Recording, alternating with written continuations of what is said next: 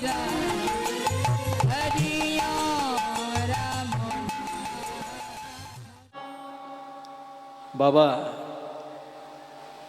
ছেলেটা কাঁদতে কাঁদতে কাঁদতে কাঁদতে কাঁদতে কাঁদতে বাড়িতে এসে বাবার কাছে আছাড় খেয়ে পড়ল। এবার দেখুন মা, যে বাবা ছেলেকে বুকে জড়িয়ে ধরে আদর করে ভালোবাসা দিয়ে অনুমতি দিয়ে দিয়েছিল, সেই বাবা ছেলেকে কাছে পেয়ে ছেলে যখন ছুটে এসে প্রণাম করতে গেল, বাবা কিন্তু প্রণাম নিল না। ছেলেকে দাঁড় করিয়ে বাবা একটু দূরে সরে গিয়ে ছেলের মুখের দিকে তাকিয়ে অবাক হয়ে গেলেন। এ কে? কোন ছেলে? যে ছেলে আমাকে প্রণাম করে পদ্মা নদীতে গেল, আমার সেই ছেলে নয়। আমার সেই ছেলে নয় যাকে আমি বুকে জড়িয়ে আদর দিলাম, অনুমতি দিলাম, আশীর্বাদ করলাম, আমার সেই ছেলে নয়। কে? মুনি ঋষিদের মতো চোখের মধ্যে গাম্ভীর্য, কথায় কথায় কৃষ্ণ নাম। বাবা ছেলেকে দেখলেন, কিন্তু একটা গোপন কথা বাবা বুঝতে পারলেন। ছেলেকে দেখা মাত্র বুকে জড়িয়ে ধরে কাঁদতে কাঁদতে আদর দিতে দিতে ছেলেকে ঘুম পাড়িয়ে দিয়ে ঘরের মধ্যে ছেলেকে শুইয়ে দিয়ে নিজের স্ত্রীকে বাইরে ডেকে নিয়ে গিয়ে কাঁদতে কাঁদতে বলছে, ওগো আমার ছেলে নরোত্তম এই রাজপ্রাসাদে যত অন্যায় করবে তুমি ওকে কিচ্ছু বলবে না, ওকে তুমি কিচ্ছু বলবে না। ও সারাদিন খেলবে, খেলতে খেলতে রাজপ্রাসাদে যা কিছু ধরে টানবে, ওকে তুমি বকা দেবে না, ওকে তুমি কিচ্ছু বলবে না। আমার কি মনে হয় জানো, আমার ছেলেটা মনে হচ্ছে আমার এই রাজপ্রাসাদে বেশি দিন থাকবে না, আমার মনে হয় বেশি দিন থাকবে না। ওগো, আমার এই ছেলে রাজপ্রাসাদে যত অন্যায় করুক, কেউ ওকে কিচ্ছু বলবে না। ও যতদিন রাজপ্রাসাদে থাকে, যতদিন আমার কাছে থাকে, ততদিনই আমার জীবন ধন্য। মায়েরা, যতদিন নয়, যেদিনকে স্নান করে বাড়িতে এলেন সেই দিনকে অঘটন ঘটে গেল। বাড়িতে এসে বাবাকে প্রণাম করতে গিয়ে বাবা যখন বুকে জড়িয়ে ধরে কাঁদতে কাঁদতে আদর দিতে দিতে ঘুম পাড়িয়ে দিয়েছেন, দিনটুকু কাটলো, দুপুর কাটলো, বিকেল কেটে সন্ধ্যা নামলো, বাবা মা দুজনে ছেলেকে জড়িয়ে ধরে কাঁদতে কাঁদতে ঘুমিয়ে পড়ল। হঠাৎ করে গভীর রাত্রিতে মাও ঘুমিয়ে পড়েছে, বাবাও ঘুমিয়ে পড়েছে। আদরের ছেলেকে যে কোনো মা যখন কোলের মাঝখানে জড়িয়ে ধরে ঘুমায়, কোলের মধ্যে জড়িয়ে ধরে দুহাত ভরে চেপে ধরে মা ছেলেকে আদর দিতে দিতে ঘুমিয়ে পড়েন। কিন্তু যতক্ষণ জেগে থাকে ততক্ষণ জড়িয়েই ধরা থাকে, কিন্তু ঘুমিয়ে যখন পড়ে মা কোন দিকে ঘুরে যায়, কখন হাত আলগা হয়ে যায়, ছেলে কখন মায়ের কোল থেকে দূরে সরে যায়, মা বুঝতে পারে না। আজকে বাবা মা দুজনেই ছেলেকে জড়িয়ে ধরে ঘুমিয়ে পড়েছেন। হঠাৎ করে মধ্যরাত্রিতে নরোত্তম একটা স্বপ্ন দেখলেন। মাঝরাত, গভীর রাত, মাঝরাতে স্বপ্ন দেখছে নরোত্তম, কে যেন নরোত্তমের সামনে এসে দাঁড়িয়েছেন। কোকড়ানো কোকড়ানো মাথার চুল, গলায় রয়েছে তুলসী কাঠের মালা, কপালে রয়েছে তিলক, লাল পেড়ে পাটের ধুতি, গলায় একটা ওড়না, হাত দুটি ওপরের দিকে তোলা, মুখে কৃষ্ণ নাম, নয়নে বিন্দু বিন্দু রসধারা। নরোত্তম স্বপ্নের ঘরে জিজ্ঞেস করলেন, কে আপনি? কে আপনি আমার সামনে দাঁড়িয়ে কৃষ্ণ বলে কাঁদছেন, কে? নরোত্তম, তুমি আমায় চিনবে না বাবা, তুমি আমাকে চিনবে না। আমি কে জানো? শোনো, তুমি কিছুক্ষণ আগে পদ্মা নদীর জলে স্নান করতে গিয়েছিলে, মনে আছে তোমার? পদ্মা মা তোমাকে কোলে করে মুখের সামনে মুখ রেখে কথা বলেছিল। সেই পদ্মা মা তোমাকে গৌরাঙ্গের প্রেম বুকে জড়িয়ে ধরে দিয়েছিল, মনে আছে তো? শোনো নরোত্তম, আমি আর কেউ নয়, যে গৌর হরির প্রেম তুমি বাড়িতে এসে মা বাবার কোলের কাছে ঘুমাচ্ছ, আমি আর কেউ না, আমি হলাম সেই গৌরাঙ্গেরই অভিন্নতম নিতাই চাঁদ।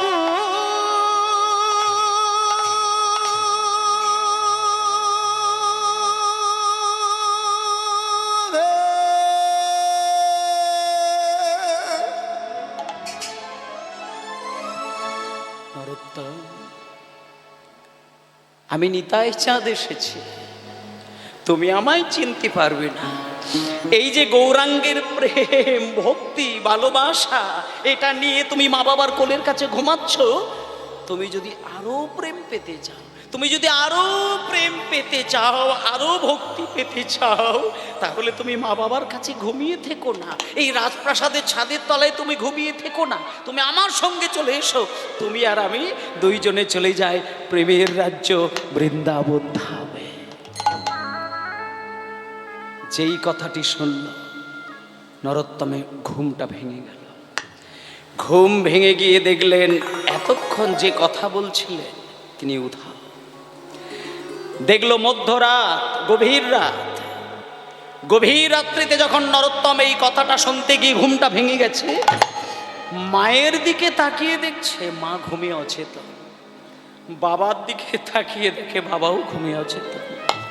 মনে মনে খোক্কা ভাবছে, ছোট্ট ছেলেটা ভাবছে, আমি যদি নিতাই চাঁদের কথা মাথায় রেখে বৃন্দাবনে যেতে চাই, আর মাকে যদি ডেকে দিয়ে বলে যায়, বাবাকে যদি ডেকে দিয়ে বলে যায়, মা বাবা আমাকে কোনোদিন যেতে দেবে না, আর আমি যদি মা বাবাকে বলতে গিয়ে যেতে না পারি, আমি ভগবানের প্রেম ভক্তি আর পাবো না, আমাকে দুদিকে রক্ষা করতে হবে। এই বলে মায়েরা ওই ছোট্ট বাচ্চা ছেলেটা ওই মধ্যরাত্রিতে আলতু করে মা বাবার কোল থেকে উঠে জন্মভূমির মাটি শেষবারের মতো অঙ্গে বুলিয়ে নিয়ে প্রথমে বাবাকে প্রণাম করল, তারপরে যেই ঘুমন্ত মায়ের চরণে হাতটা রেখেছে, আমি চলে যাই ও মা,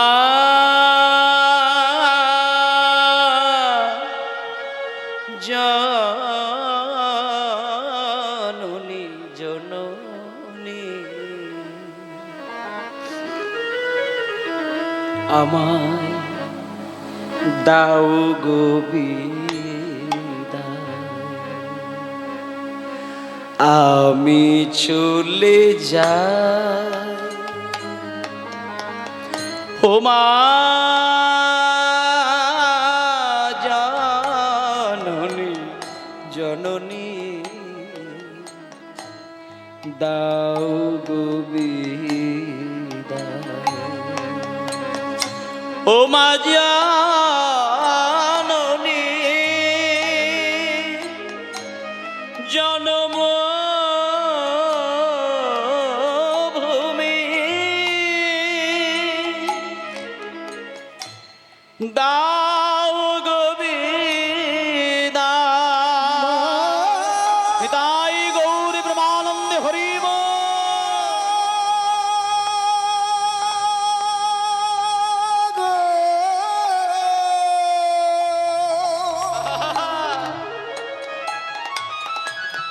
মাগো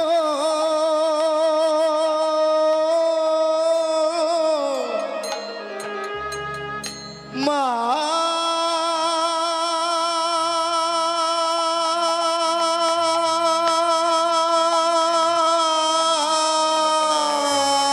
গো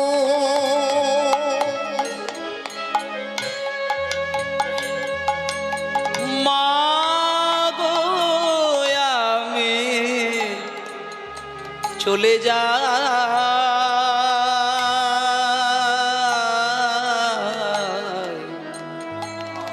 আমি চলে যাই, আমি চলে যাই। আসলে মায়েরা ছেলেটা যখন বাবাকে প্রণাম করতে গেল, কাঁদলো বটে, কিন্তু মায়ের চরণে প্রণাম করতে গিয়ে পাগলের মতো কাঁদছে। এটাই কিন্তু বিধান। প্রত্যেকটি বাড়ির ছেলে আর মেয়েদের মধ্যে একটা বৈশিষ্ট্য রয়েছে। বাড়ির প্রত্যেকটা ছেলে আর মেয়েদের মধ্যে একটা প্রমাণ দেখবেন, মেয়েরা মায়ের থেকে বাবাকে বেশি ভালোবাসেন, আর ছেলেরা বাবার থেকে মাকে বেশি ভালোবাসেন। তাই নরোত্তম যখন বৃন্দাবনের পথে পা বাড়িয়েছেন, বাবাকে প্রণাম করতে গিয়ে চোখের জলে বাবার চরণ ধুইয়ে দিলেন, কিন্তু মাকে প্রণাম করতে গিয়ে পাগল হয়ে কাঁদতে শুরু করলেন। মা বাবাকে প্রণাম করে ছেলেটা বেরিয়ে গেল।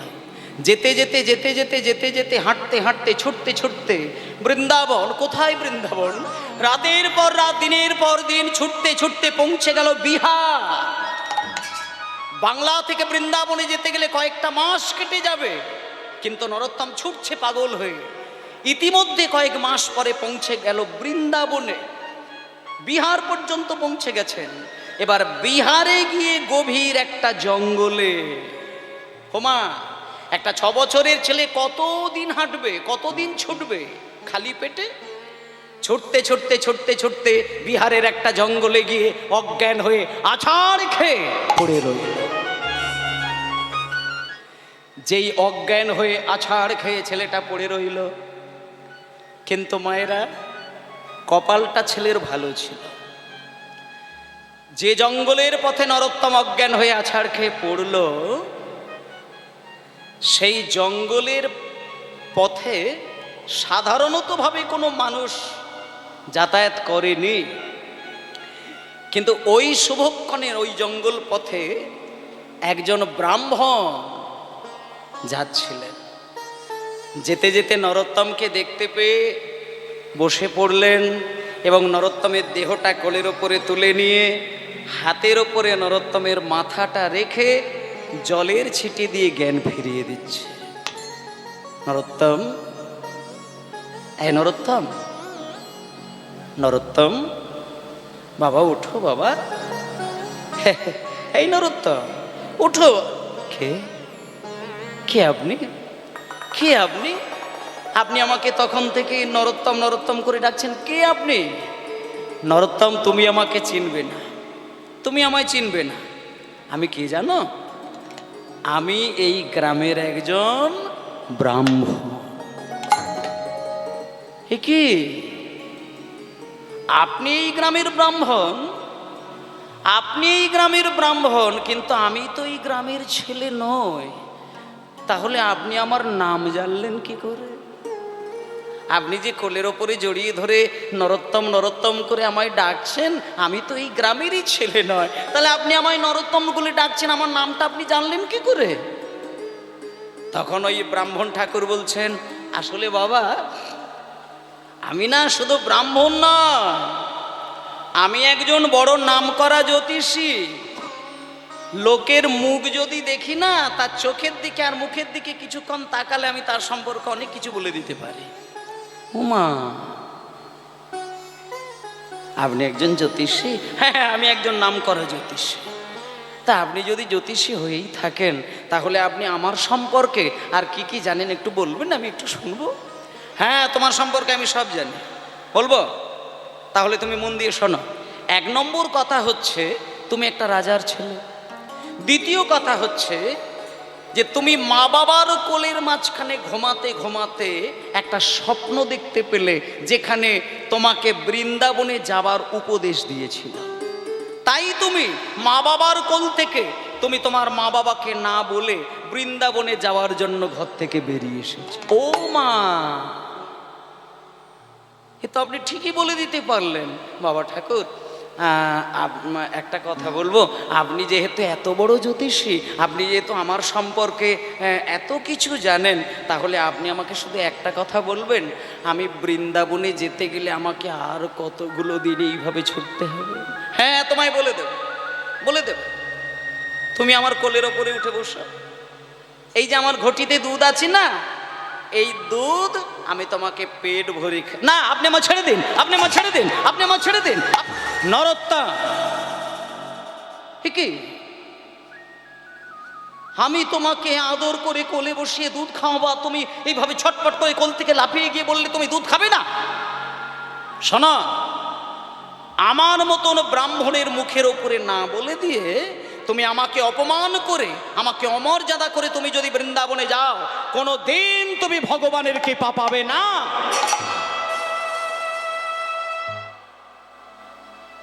নরোত্তম মনে মনে একটা কথা ভাবলো, আমি ব্রাহ্মণ ঠাকুরের মনে খুব কষ্ট দিয়ে দিলাম। সঙ্গে সঙ্গে কথাটাকে ঘুরিয়ে দিয়েছে, ঠাকুর মশাই আপনি কিচ্ছু মনে করবেন না, আমি আসলে না আপনাকে আঘাত দেওয়ার জন্য এই কথাটা বলিনি। আমি আসলে না যতক্ষণে বৃন্দাবনে যেতে না পারছি না, ততক্ষণে আমার মনের ভেতরে আসলে শান্তি আসছে না, সেই জন্য বলেছি। ঠিক আছে ঠিক আছে, আপনি এক কাজ করুন, আমাকে ওই হাতে দুধ দিন। না, আমি ওইভাবে দুধ দেব না, আমি ওইভাবে দুধ দেব না। তোমাকে যদি দুধ খেতে হয়, আমার কোলের ওপরে তুমি হাত পা ছড়িয়ে বসো, আমি তোমায় আদর দিয়ে ভালোবাসা দিয়ে আমি তোমাকে ভক্তি ভরে দুগ্ধপান করিয়ে দেব। এসো, তুমি আমার কোলের উপরে বসো, আমি নিজের ছেলের মতন করে তোমাকে আমি দুগ্ধপান করিয়ে দেব। এই বলে মায়েরা ওই নরোত্তমকে ওই ঠাকুর মশাই কোলের মাঝখানে বসিয়ে নিয়ে প্রেম ভরে ভক্তি ভরে এক ঘটি দুধ পান করিয়ে দিলেন। যেই পেট ভরে দুধ খেয়ে নিয়েছে, নরোত্তম বলছেন, ঠাকুর মশাই আপনি আমাকে কি দুধ খাওয়ালেন?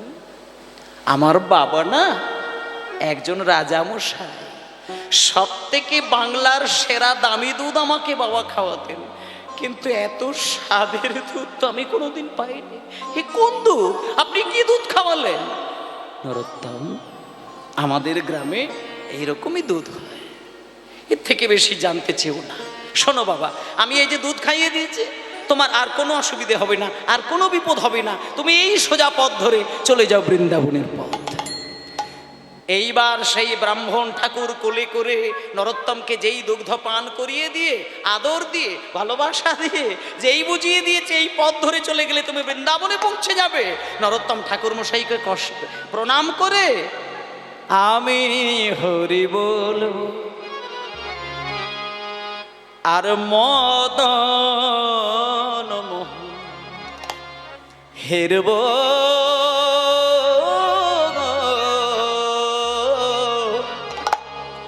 আমি হরি বলবো রাধা মদন মোহন হেরব, আমি হরি হরি হরি হরি হরি রাধা মদন মোহন হেরব গো, আমি হরি বলবো। এইভাবে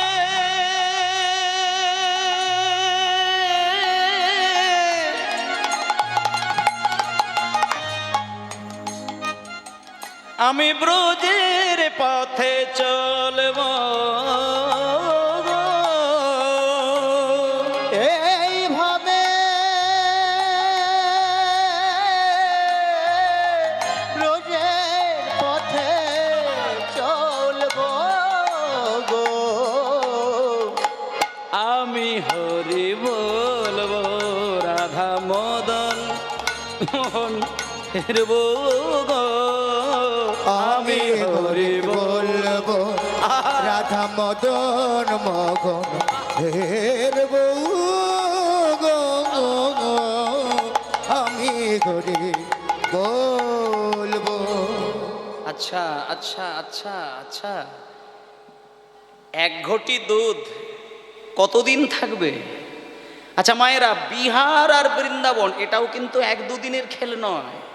বিহার থেকে কেউ যদি বৃন্দাবনে হেঁটে হেঁটে যাওয়ার কথা ভাবে, সেখানে দেখতে দেখতে দেখতে দেখতে বহু মাস কেটে যেতে পারে। কিন্তু ওই 6 বছরের ছেলেটা বিহার থেকে এক ঘটি দুধ ওই ঠাকুর মশাইয়ের কোল থেকে পান করে যখন আবার ছুটছে বৃন্দাবনের পথে, যেতে যেতে যেতে যেতে মাঝখানে কটা মাস কাটল, ইতিমধ্যে ছেলেটা পৌঁছে গেল কোথায়? উত্তরপ্রদেশ। আসতে উত্তরপ্রদেশে গিয়ে আর নরোত্তম হাঁটতে পারে না। মানে হাঁটতে হাঁটতে এতটাই পরিশ্রান্ত হয়ে গেছে, উত্তরপ্রদেশে গিয়ে একটা গাছের তলায় একটুখানি বিশ্রাম নেবার জন্য একটা ছায়া দেখে গাছের তলায় গিয়ে যেই না একটু মাথাটা ঠেকিয়ে ঘুমাতে গেছে, অমনি ঘুমিয়ে পড়েছে। একটা স্বপ্নও দেখতে পেয়ে গেলেন। স্বপ্ন দেখতে পেয়েছে, স্বপ্নের মধ্যে দেখতে পেল দুইজন বৈষ্ণব, ঠকঠকে চেহারা, বৃদ্ধ বয়স, হাঁটুর উপরে তাদের সাদা কাপড় পরা রয়েছে, হাতে রয়েছে জপের মালা, কপালে রয়েছে তিলক, গলায় তুলসী মালা। এবার নরোত্তম স্বপ্নের ঘরে দেখছেন দুইজন বৈষ্ণব। কে আপনারা? আপনারা কে?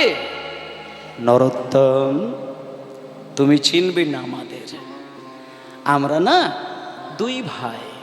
এই যে আমায় দেখছো না, আমি কথা বলছি, আমি হলাম বড় ভাই, আমার নাম হলো রূপ গোস্বামী পাদ। আর এই যে আমার পাশে দাঁড়িয়ে রয়েছে, এ হচ্ছে আমার মেজো ভাই, এর নাম সনাতন গোস্বামী পাদ। শোনো বাবা, এই যে আমাদের দুই ভাইকে তুমি দেখছো, আমরা কিন্তু পৃথিবীতে নেই। তুমি যে বৃন্দাবনে যাচ্ছ, বৃন্দাবনে গেলে তুমি আমাদের সমাধি দেখতে পাবে। আমরা আর বৃন্দাবনে নেই, আমরা নিত্যলীলায় চলে এসেছি। তাই বৃন্দাবনে গেলে আমাদের সমাধি দেখতে পাবে বাবা। আমরা যে দুই ভাই তোমাকে স্বপ্নের ঘরে দাঁড়িয়ে দেখা দিচ্ছি আর তোমার সঙ্গে কথা বলছি, কেন জানো? একটা সংবাদ দেবার জন্য, একটা গোপন সংবাদ তোমাকে দেবার জন্য। তুমি ভালো করে মনে করে দেখো নরোত্তম, কিছুদিন আগে তুমি বিহারের একটা জঙ্গলে অজ্ঞান হয়ে পড়ে গেছিলে। ভালো করে খেয়াল করে দেখো, এক ব্রাহ্মণ তোমার মাথায় জলের ছিটে দিয়ে তোমার জ্ঞান ফিরিয়ে দিয়েছিল। সেই ব্রাহ্মণ তোমাকে কোলের মধ্যে বসিয়ে নিয়ে পেট ভরে তোমাকে দুগ্ধ পান করিয়ে দিয়েছিল, তোমাকে আদর করেছিল, তোমার মাথায় হাত দিয়ে আশীর্বাদ করেছিল। মনে করে দেখো তুমি। শোনো, গোপন তথ্যটা আমি তোমায় বলি। যে ব্রাহ্মণ তোমাকে কোলে করে দুগ্ধ পান করালেন, সেই ব্রাহ্মণ কোনো সাধারণ ব্রাহ্মণ নয়, উনি হলেন স্বয়ং চৈতন্য মহাপ্রভু।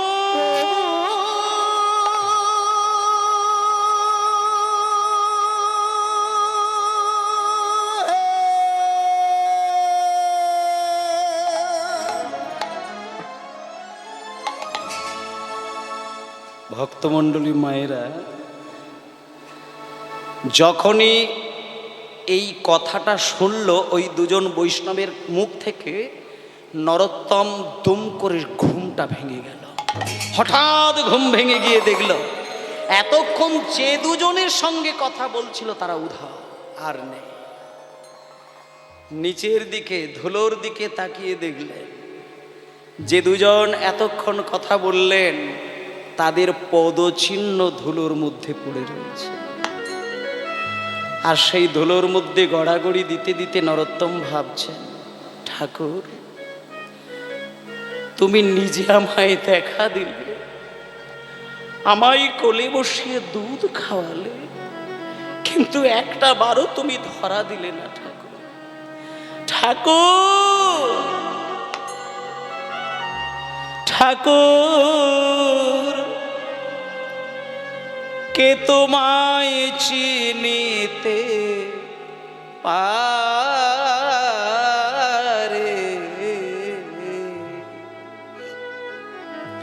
তুমি না চিনালে পারে। মায়েরা, আপনারা যারা ভগবানকে সেবা দেন, একটা কথা বলি, আপনি একদিন, 10 দিন, 10 বছর, 20 বছর, সারা জীবন মন্দিরে গিয়ে রোজ সেবা দিয়ে যাবেন, কিন্তু যদি কোনোদিন আপনার কান্নার চোখের জল ভগবানের হৃদয়কে কাঁদিয়ে দেয়, সেদিন কিন্তু ভগবান ছুটে এসে আপনার হাতের প্রসাদ গ্রহণ করবেই করবে। তবে আপনি হয়তো চিনতে নাও পারতে পারেন। হতে পারে পাগলের রূপে আপনার বাড়িতে এসে দরজায় ধাক্কা দেবে, হতে পারে কোনো ভিখারিনীর রূপে দাঁড়াতে পারে, হতে পারে চেনো তেনো সাধুগুরু বৈষ্ণব রূপে আপনার কাছে এসে দাঁড়াতে পারে। ভগবান স্বয়ং তিনি যখন কোনো রূপ ধারণ করে আসেন আপনার বাড়িতে, আপনি চিনতে পারবেন না। যদি তিনি নিজে আপনাকে না ধরিয়ে দেন, না চিনিয়ে দেন, আপনি কোনোদিন চিনতে পারবেন না যে আপনার বাড়িতে সাক্ষাৎ ভগবান এসে দাঁড়িয়েছে। স্বয়ং ব্রহ্মা তিনি সর্বশক্তিমান হয়েও তিনি কিন্তু ভগবানকে চিনতে পারেনি বলে তার 9 লক্ষ গরু আর 24 জন বন্ধুকে বারবার হরণ করে নিয়ে গুহার মধ্যে রেখেছিলেন। তাই ওমা, ভগবান নিজে যদি কাউকে তার নিজের রূপটা না ধরিয়ে দেয়, আমরা কিন্তু বুঝতে পারি না এটা ভগবান নাকি অন্য কিছু।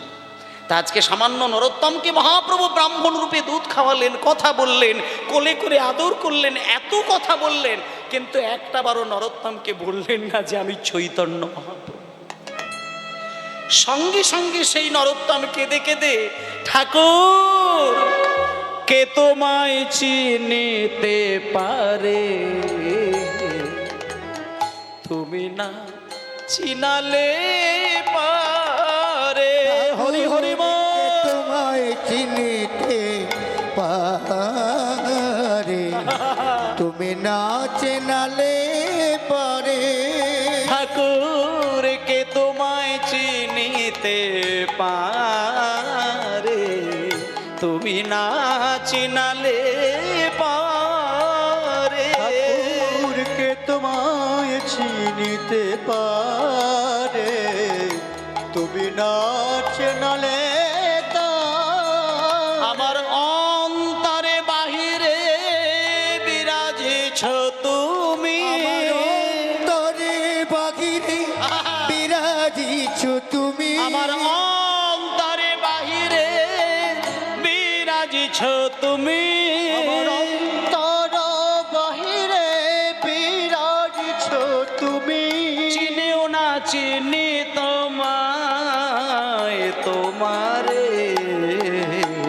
তোমায় না চিনালে পারে। ঠাকুর কে তোমায় চিনিতে পারে, তুমি না চেনালে পারে।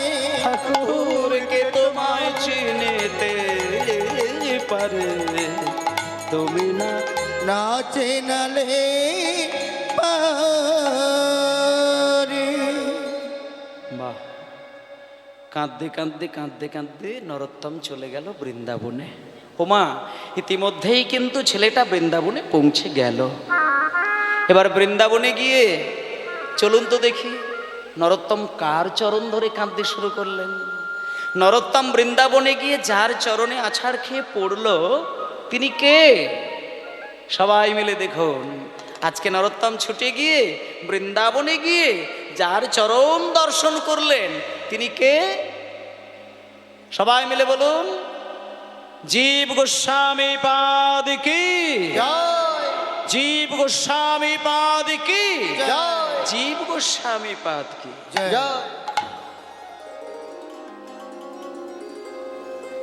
কে খোকা?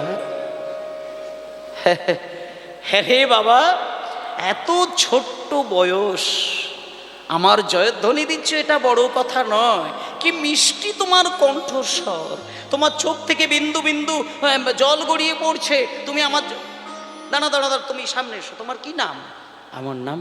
আমার নাম নরোত্তম বাবা ঠাকুর, আমার নাম হচ্ছে নরোত্তম। নরোত্তম? হ্যাঁ, আমার নাম নরোত্তম।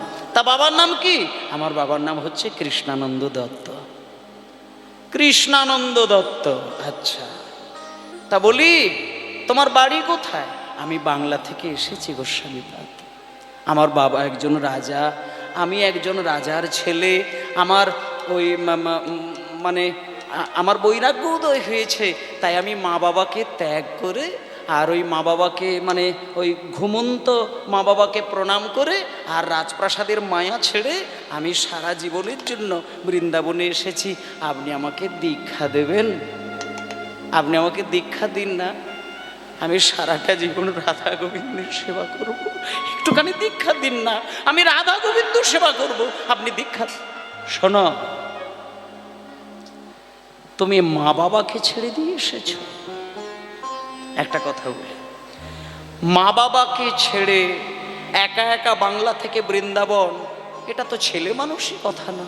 আর তাছাড়া তোমার এই এই এত অল্প বয়স, তুমি এই জঙ্গলের পথে আসতে চলেছ, তোমার কোনো ঘটনা ঘটেনি, কোনো বিপদ হয়নি? হ্যাঁ বাবা ঠাকুর, আমি বিহারের একটি জঙ্গলে অজ্ঞান হয়ে গেছিলাম। এক ব্রাহ্মণ আমার জ্ঞান ফিরিয়ে দিয়ে কোলে করে নিয়ে পেট ভরে দুধ পান করিয়ে দিয়েছিলেন। তারপরে উত্তরপ্রদেশে এসে আমি ঘুমিয়ে পড়েছিলাম। রূপ গোস্বামী আর সনাতন গোস্বামী ওনারা আমাকে স্বপ্নে দেখা দিলেন, আর ওনারা আমাকে পরিষ্কার করে বললেন যে ব্রাহ্মণ আমাকে দুগ্ধ পান করালেন উনি নাকি সাক্ষাৎ চৈতন্য মহাপ্রভু নরোত্তম। কি তুমি রূপ গোস্বামী, সনাতন গোস্বামী এনাদেরকে স্বপ্নে দেখেছ? হ্যাঁ বাবা ঠাকুর, আমি দেখেছি। শোনো একটা কথা বলি, যে রূপ গোস্বামীর কথা তুমি আমায় শোনাচ্ছ, যে সনাতন গোস্বামীর কথা আমাকে শোনাচ্ছ, তুমি জানো না ওনারা আমার সম্পর্কে কে হয়, কে হন? তুমি জানো না? শুনে নাও কে হন। রূপ গোস্বামী হচ্ছেন বড় ভাই, সনাতন গোস্বামী হচ্ছেন মেজ ভাই, আর ওনাদেরই একজন ছোট ভাই ছিলেন যার নাম হলো অনুপম গোস্বামী, যিনি আমার সম্পর্কে বাবা। তাহলে তুমি বুঝতে পারলে রূপ সনাতন আমার সম্পর্কে কে হন। রূপ গোস্বামী, সনাতন গোস্বামী ওনারা আমার সম্পর্কে জ্যাঠামশাই। শুধু তাই নয়, শুধু যে আমার জ্যাঠামশাই তা নয়, আমি এক জ্যাঠার কোলে বসে আমি দীক্ষা মন্ত্র নিয়েছিলাম, আর এক জ্যাঠার কোলে বসে আমি রাধা গোবিন্দের সেবার ভজন শিক্ষা করেছিলাম। আমার দুই জ্যাঠাদেরকে যেদিন থেকে আমি হারিয়েছিলাম, আমি প্রত্যেক দিন ঘুমাতে যাবার সময় আমি কেঁদে কেঁদে কেঁদে কেঁদে আমি দুই জ্যাঠাদেরকে স্বপ্নের ঘরে একবার শুধু দেখার জন্য পাগল হয়ে থাকি। কিন্তু আমি এতগুলো বয়স পেলাম, কোনো দিন আমি স্বপ্নের ঘরে আমার দুই জ্যাঠাদেরকে আমি দেখলাম না। যে জ্যাঠাদেরকে আমি কোনোদিন স্বপ্নে দেখলাম না, তুমি দুদিনের বাচ্চা ছেলে হয়ে তুমি আমার জ্যাঠাদেরকে দেখলে, আমি তোমাকে দীক্ষা দেব? হতে পারে না। নরোত্তম, আমার দুই জ্যাঠামশাই যার হৃদয়ে দাঁড়িয়ে দেখা দেয়, কথা বলে, সেই হৃদয়ে তো আমি দীক্ষা দিতে পারি না। আমি যদি তোমাকে দীক্ষা দিই ওনাদের অমর্যাদা করা হবে, আমি তোমায় দীক্ষা দেব না। দীক্ষা যদি তোমাকে নিতে হয় তাহলে আমার যে দুই জ্যাঠাদেরকে তুমি দেখলে ওনাদের সমকক্ষ বৈষ্ণব একজন রয়েছেন যার নাম হলো লোকনাথ গোস্বামী পাদ, তুমি একটু ওনার চরণ ধরে কান্নাকাটি করো। উনি যদি তোমার এই রূপ দেখে, তোমার ভক্তি দেখে যদি তোমাকে দীক্ষা দেয়, তাহলে জানবে তোমার মানব জীবন ধন্য হয়ে গেল। নিতাই গৌর প্রেমানন্দে হরি বল, হরি বল, হরি বল। জয় জয় শ্রী গুরু প্রেম কল্প তরু, জয় জয় শ্রী গুরু প্রেম কল্প তরু।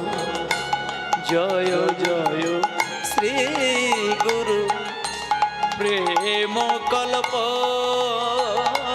তরু। জয় জয় শ্রী গুরু গুরু আমার প্রেম কল্প তরু। অদ্ভুত জাগ্র প্রকাশ,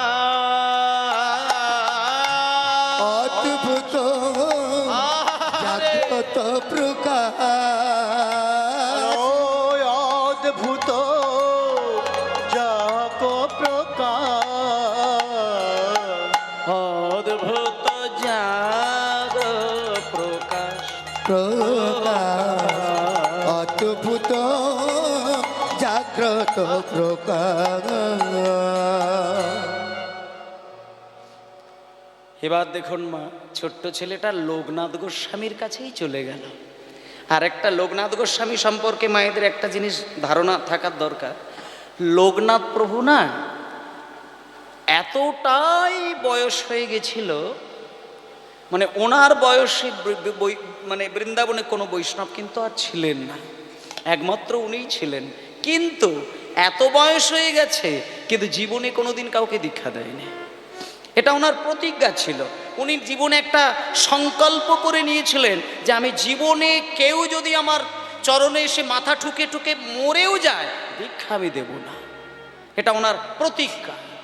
কিন্তু আজকে নরোত্তম ছুটে এসে যেই লোকনাথ গোস্বামী চরণে আছাড় খেয়ে পড়ল, লোকনাথ গোস্বামী বাইরে ছুটে এসে বলছে, এই খোকা, কি নাম তোমার?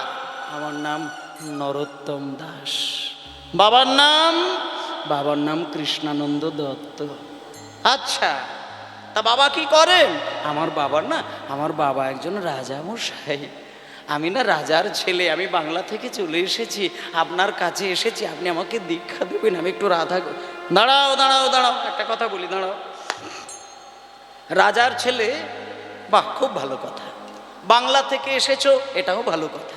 বৃন্দাবনে এসেছো, খুব আনন্দের কথা। কিন্তু শোনো, রাজার ছেলে বৃন্দাবনে এসেছো, প্রসাদ পাও, ঘোরো, ফেরো, বিধি। দীক্ষা টিকাও সব আমি, মানে এটা তোমার উপরে রাগ করে বলছি না, এটা আমার প্রতিজ্ঞা। আমি জীবনে কোনোদিন কাউকে দীক্ষা দিই না, আর তাই তোমাকে আমি দেব না।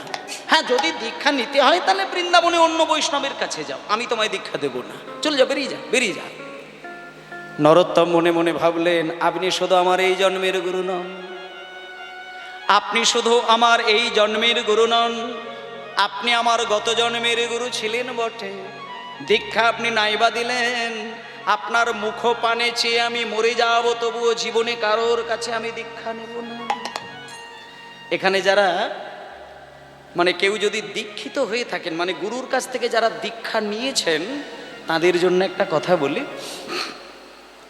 কোনো শিষ্য যদি গুরুর কাছে গিয়ে দীক্ষা নেওয়ার জন্য তৈরি হয়, আর গুরুর চরণে যদি সেই দীক্ষা মানে সেই ভক্ত আত্মসমর্পণ করতে পারে, তখন সেই গুরু যদি সেই শিষ্যকে দীক্ষা দেয়, শিষ্যের হৃদয়ে যদি প্রেম ভক্তি নাও থাকে, গুরু যদি তাকে কাছে টেনে নিয়ে মন্ত্র দান করেন, শাস্ত্র বলছে গুরুর হৃদয়ের ভক্তিটা মন্ত্রের মাধ্যম দিয়ে শিষ্যের হৃদয়ে চলে যায়।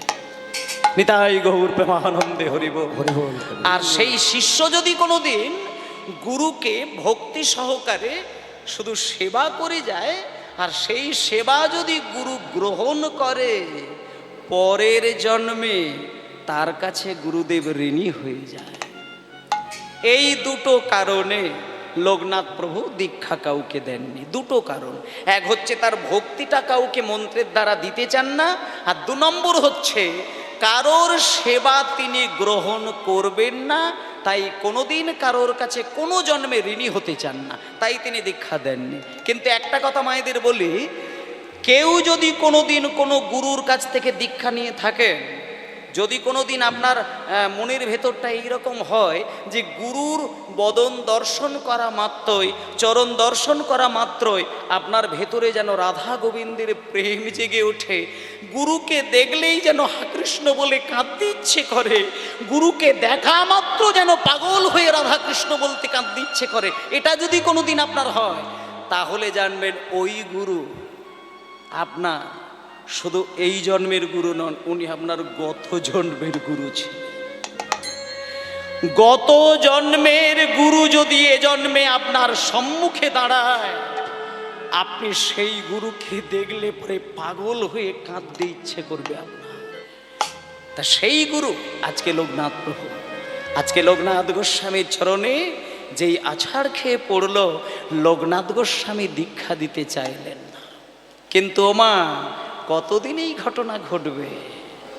একদিন নরোত্তম দাস মনে মনে ঠিক করে নিলেন যে গুরুদেব যদি আমাকে দীক্ষা নাও দেয়, আমি গুরুর চরণে থেকে থেকে প্রাণ ভাসিয়ে দেব, কারোর কাছে দীক্ষা নেব না। এই বলে মায়েরা দেখতে দেখতে বেশ কটা মাস কেটে গেল। একদিন দেখা গেল নরোত্তম ভোর 3টের সময় ওই লোকনাথ গোস্বামীকে দেখলেন খালি গায়ে, প্রচণ্ড ঠান্ডার দিনে কাঁপতে কাঁপতে, একটা পাতলা ধুতি অঙ্গে জড়িয়ে মলত্যাগ করতে যাচ্ছেন যমুনার ধারে।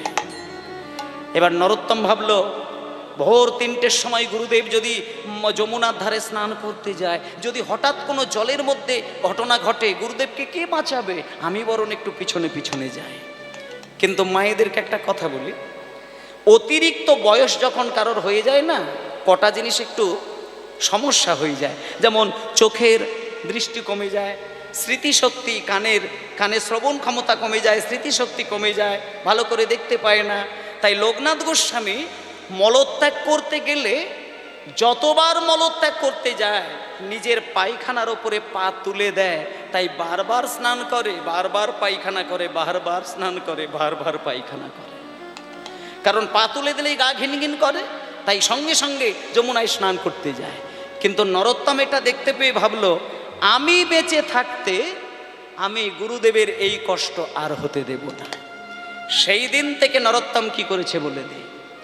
যেদিন দেখলেন যে আমার গুরুদেব পায়খানাতে পা তুলে দিলেই স্নান করেন, যত ঠান্ডাই হোক আমি ওই পায়খানায় পা তুলে দেওয়ার মতন পরিস্থিতি আমি আর রাখবো না। এই বলে সেই দিন থেকে লোকনাথ গোস্বামী পায়খানা করে যখনই মন্দিরে চলে আসে, নরোত্তম লুকিয়ে লুকিয়ে গিয়ে লোকনাথ প্রভুর পায়খানা হাত দিয়ে তুলে বুকের মাঝে জড়িয়ে ধরে কাঁদতে কাঁদতে গিয়ে যমুনার জলে ভাসিয়ে দেয়। এটা একদিন দুদিন নয়, যমুনা থেকে জল এনে জায়গাটা লেপে পুছে পরিষ্কার করে রেখে দেয়। একটা কথা মায়েদের জানার দরকার, যারা সাধারণ মানুষ হয় তাদের পায়খানাটা পায়খানা, মল ইত্যাদি বলা যায়, কিন্তু পরম বৈষ্ণব যিনি হন তার পায়খানাটা পায়খানা নয়, শাস্ত্র মতে সেটাকে বলা হয় বিষ্ঠা। লোকনাথ প্রভু তিনি পরম বৈষ্ণব।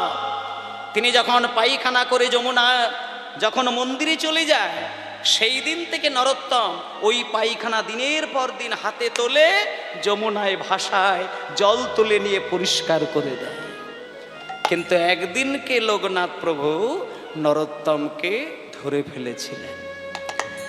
যেদিনকে নরোত্তমকে ধরে ফেললো, সেই দিনকে নরোত্তমকে বুকে জড়িয়ে ধরে কাঁদতে কাঁদতে বলল, রে খোকা, আমি জীবনে কোনোদিন কাউকে দীক্ষা দিই না, যে কারণে তুই আমাকে সেই জালে জড়িয়ে দিলি। আয় বাবা, আমি যদি তোকে দীক্ষা না দিই আমি ভগবানের কাছে বড় অপরাধী হয়ে যাব, তাই আজ আমি তোকে দীক্ষা দিয়ে দিলাম। তবে একটা কথা শোন, তুই হলি আমার জীবনের প্রথম শিষ্য, আর তুই হলি আমার জীবনের শেষ শিষ্য। নিতাই গৌর ব্রহ্মানন্দে হরি বল, হরি বল, হরি বল। যখনই লোকনাথ প্রভু নরোত্তমকে দীক্ষা মন্ত্র দিয়ে দিলেন, এ কথা বৃন্দাবনের প্রত্যেকটি বৈষ্ণব বুঝতে পারলেন, শুনতে পেলেন। হাজার হাজার বৈষ্ণব নরোত্তমকে দেখার জন্য লাইন দিয়েছে বৃন্দাবনে। এবং সবথেকে বড় কথা মায়েরা, এমন একজন সঙ্গীত গায়ক নরোত্তমকে দেখার জন্য আসলেন, যিনি পৃথিবীর মধ্যে শ্রেষ্ঠ গায়ক, যার নাম হলো তানসেনের গুরুদেব, যার নাম হলো হরিদাস স্বামী। তিনি এসে নরোত্তমকে বললেন, নরোত্তম, আমি তোমাকে কোলে করে সঙ্গীত শিক্ষা করাবো। এরপরে শ্রীনিবাস আচার্য প্রভু তিনি আসলেন। আচার্য প্রভু ছুটে এসে বললেন, নরোত্তম, তুমি অন্যান্য ভক্তদের মতন করে সেবা করবে না, আমি তোমাকে যেটা বলবো। মায়েরা, আর একটুখানি বিষয় বাকি আছে, শেষটা বলে দিই। নরোত্তমকে বলছেন আচার্য প্রভু, শ্রীনিবাস আচার্য প্রভু, যে নরোত্তম, তুমি চোখ বন্ধ করে ধ্যানের মাধ্যম দিয়ে মানে রাধা গোবিন্দের সেবা করবে। ধ্যানের মধ্যে তুমি রাধা গোবিন্দকে দেখতে পাবে। তুমি ধ্যানের মধ্যে এক বাটি দুধ গরম করবে, ধ্যানের মধ্যে সেই দুধ রাধা গোবিন্দের মুখের সামনে ধরবে, এটাই হবে তোমার কৃষ্ণ সেবা। এই বলে আচার্য প্রভু যে ক্ষণে বলে চলে গেলেন, পরক্ষণে নরোত্তম ধ্যানের মধ্যে ডুব দিলেন। এবং আশ্চর্যজনকভাবে এমনভাবে ডুব দিয়েছেন, কয়েক সেকেন্ডের মধ্যে নরোত্তম ধ্যানের মধ্যে ডুবে গেল। ধ্যানের মধ্যে ডুবে গিয়ে দেখতে পেল দুটো ভ্রুর মাঝে একটা আলো, তার মাঝখানে বৃন্দাবন, তার মাঝখানে কুঞ্জবন, তার মাঝখানে সোনার বেদি, তার মাঝখানে রাধা গোবিন্দ।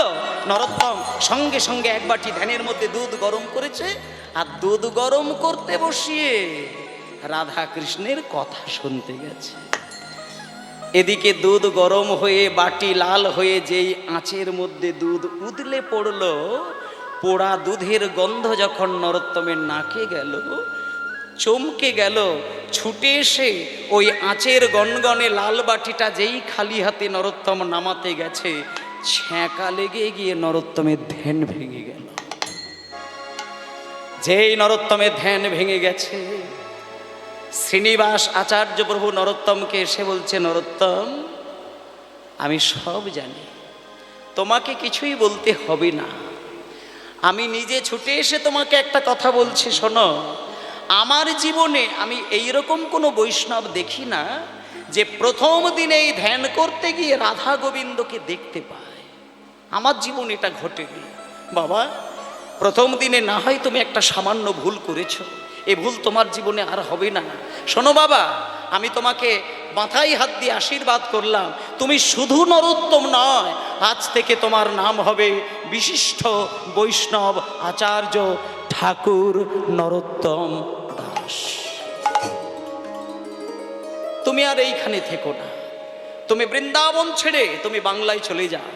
এই বলে আচার্য প্রভু যখন বাংলার কথা বললেন, মায়েরা শোনেন, এবার সেই নরোত্তম দাস ঠাকুর তিনি কিন্তু বৃন্দাবন থেকে বাংলায় কিন্তু চলে এসেছিলেন। এবং বাংলায় তিনি যেদিন আসলেন সেদিন কিন্তু মা বাবা আর বেঁচে নেই, মাঝখানে অনেকগুলো দিন কেটে গেল। যখন বাড়িতে আসলেন, বাড়িতে এসে দেখলেন মা বাবা নেই, ওনারই একজন খুড়তুতো ভাই, তার নাম সঞ্জয়। সঞ্জয় তখন রাজা হয়েছেন এবং সঞ্জয়ের যেহেতু তার ভাই, তার থেকে কিছু টাকা নিয়ে এই আজকে যেমন আপনাদের গ্রামে কীর্তন হচ্ছে, নরোত্তম দাস ঠাকুর নিজে হাতে এইভাবে সুন্দর করে বাসর সাজিয়ে কীর্তন সম্মেলন করেছিলেন। সারা ভারতবর্ষ থেকে বৈষ্ণবদেরকে ডেকেছিলেন এবং সেই দিন তিনি প্রথম ঘোষণা করেছিলেন, আজ থেকে বাংলার মাটিতে যেখানেই কীর্তন গান হবে গৌরচন্দ্রিকা গাইতে হবেই। এই হলো বিধান, গৌরচন্দ্রিকা গাওয়া। এর আগে কিন্তু হতো না। এবার দেখতে দেখতে নরোত্তম দাস ঠাকুর আরও বয়স হয়ে গেল। একদিনকে সবার কোলে মাথা রেখে সবাইকে কাঁদতে কাঁদতে, তখন শেষের দিকে হয়ে গেল, অনেকগুলো বছর কেটে গেল। একদিন নরোত্তম দাস ঠাকুর বললেন, ওগো, আমি যেদিন মরে যাব আমার দেহটা তোমরা কিছুই করবে না, পদ্মা নদীর জলে শুধু ভাসিয়ে দেবে। কয়েকটা দিনের মধ্যেই নরোত্তম দাস ঠাকুর হাজার বৈষ্ণবের কোলে মাথা রেখে তিনি পরলোক গমন করলেন। এবং মায়েরা, অদ্ভুতভাবে অলৌকিকভাবে একটা দৃশ্য দেখা গেল, যেদিনকে নরোত্তম দাস ঠাকুর প্রাণ হারালেন, ভক্তগণ কাঁদতে কাঁদতে দেহটা নিয়ে গিয়ে যখন পদ্মা নদীর জলে ভাসিয়ে দিলেন, দেখা গেল নরোত্তম দাস ঠাকুরের দেহটা সাদা দুধ হয়ে পদ্মার জলে বিলীন হয়ে গেল। নিতাই গৌর প্রেমানন্দে হরি বল, হরি হরি বল। আমরা এতদিন যাকে আমরা রক্ত মাংস গড়া মানুষ বলে মনে করেছিলাম, আজকের দিনে বুঝতে পারলাম উনি রক্ত মাংস হাড়ের গড়া মানুষ নয়, উনি পরম ব্রহ্ম সাক্ষাৎ চৈতন্যের আর এক অবতার। আমাদের কাছে শুধু উদ্ধার করার জন্য তিনি এসেছিলেন। এবং সেই নরোত্তম দাস ঠাকুর ধ্যানের মধ্যে রাধাকৃষ্ণের যুগল রূপ দেখলেন এবং তিনি পরলোক গমন করলেন এবং সেই নরোত্তম দাস পদ্মার জলে বিলীন হয়ে গেলেন। তাই আজকে আমরা এই মুহূর্তে যে বৈষ্ণবের ঘটনা শুনলাম, তিনি হলেন কটা বাজে? আচ্ছা, বিশিষ্ট বৈষ্ণব আচার্য ঠাকুর নরোত্তম দাস। তাই ওমা, এই যে নরোত্তম দাস ঠাকুর, আজকে দেখবেন কীর্তন জগতে হাজার হাজার পদাবলী নরোত্তম দাস ঠাকুরের লেখা। আপনি শেষ করতে পারবেন না সারা জীবন ওনার পদাবলীকে আস্বাদন করে, এত পদাবলী উনি লিখেছেন। তাই এই বৈষ্ণব জগতের একজন বিশিষ্ট আচার্য নরোত্তম দাস ঠাকুরের কথা আমরা মন দিয়ে শুনলাম। সবাই মিলে আজকে বলুন, নরোত্তম দাস ঠাকুর কি, বৃন্দাবন ধাম কি, আপন আপন গুরুদেব কি, গৌরাঙ্গ বলিতে হবে পুলক শরীর, গৌরাঙ্গ বলিতে হবে পুলক শরীর, গৌরাঙ্গ বলিতে হবে পুলক শরীর। এই যে গানটা গাইছি আমি, গৌরাঙ্গ বলিতে হবে পুলক শরীর, হরি হরি বলিতে নয়নে ববেনিন, এটা নরোত্তম দাস ঠাকুরের নিজের হাতে লেখা পদ এবং প্রার্থনার পদ।